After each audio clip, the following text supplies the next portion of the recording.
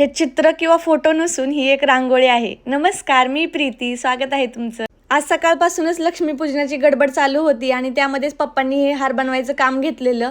बळबळ कॅमेऱ्यासाठी pose करून मी खाली गेले तर भाऊ माझा इथं गाडी धुवत होता आणि आज आमच्या बिल्डिंगमध्ये तर रांगोळी कॉम्पिटिशनच चालू होतं आणि मला पण रांगोळीमध्ये हेल्प करायला ही छोटी पिल्लू आली होती। त्यानंतर मम्मीने मस्त अशी पूजा मांडून घेतली आणि मी सुद्धा माझं आवरून घेतलं आणि थोडेफार पोज दिले। पण माझ्या भावाला तर काही फोटो काढताच येत नाहीत।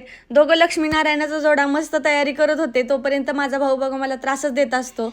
दारासमोर छान अशी रांगोळी, त्यावरती दिवे, ह्या सगळ्यांनी तर पूर्ण आमची बिल्डिंग सजूनच गेली होती। आणि हा किल्ला सुद्धा रेडीमेड नाहीये, आमच्या इथल्या सगळ्या मुलांनी मिळून हा किल्ला स्वतः बनवलेला आहे आणि हीच ती सगळ्यात सुंदर रांगोळी जी आमच्या शेजारचे एक आर्टिस्ट काका आहेत त्यांनी बनवली होती। आता सगळं आवरून खाली गेलो तर पावसाने लक्ष्मीच्या रूपाने आगमन केलेलंच होतं।